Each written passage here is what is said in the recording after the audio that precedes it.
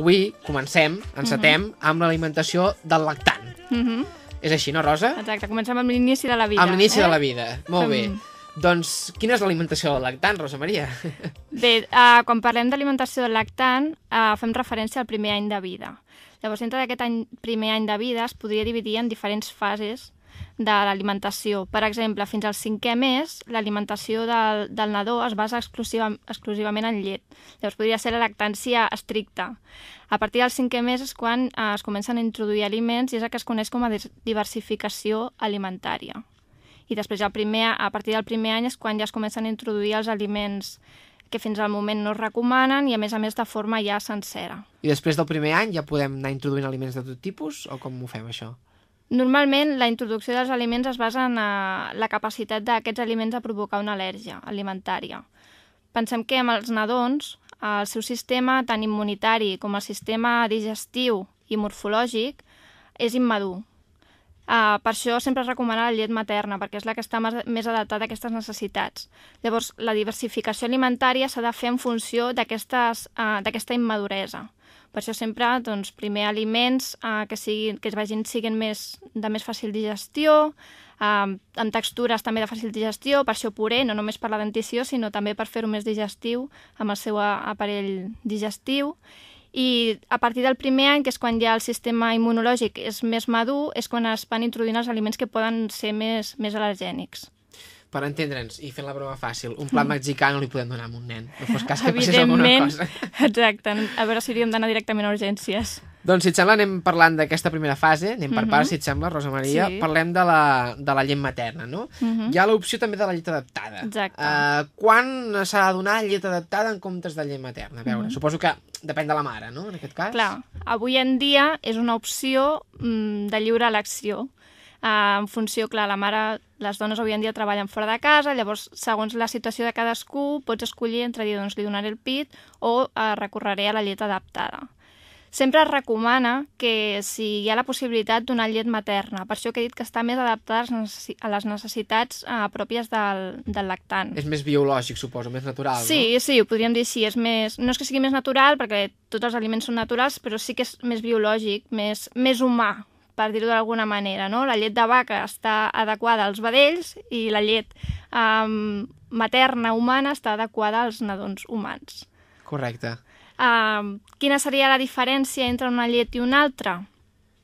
A veure, bàsicament la llet materna, per adaptar-se a aquesta situació d'immaduresa del nadó, té unes propietats immunitàries i unes propietats bactericides.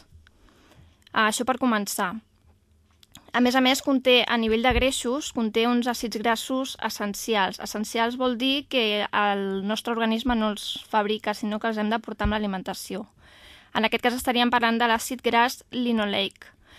Avui en dia ja és fàcil incorporar-lo en els aliments. De fet, trobem molts aliments amb alimentació adulta amb omega-3, omega-6, etc. per aquesta facilitat que ens aporta la tecnologia alimentària. Altres diferències de la llet materna amb la llet adaptada. La llet materna té més contingut en lactosa, que és el sucre de la llet, que la llet de vaca. En què influeix això en l'alimentació del lactant? Doncs que la lactosa en els nostres intestins dona lloc a àcid làctic. En el cas del nadó, això és un benefici perquè el nadó neix sense una flora intestinal com la de l'adult i aquest àcid làctic és el que facilita la producció de la flora intestinal, per tant, de reforçar el sistema immunològic, de reforçar el sistema d'absorció de diferents nutrients, com per exemple el calci, el ferro, la vitamina C. La llet de vaca té menys lactosa, per tant dona lloc a menys àcid làctic i la producció d'aquesta flora intestinal es veu disminuïda i afectada. D'acord? Altres característiques, a nivell de proteïnes.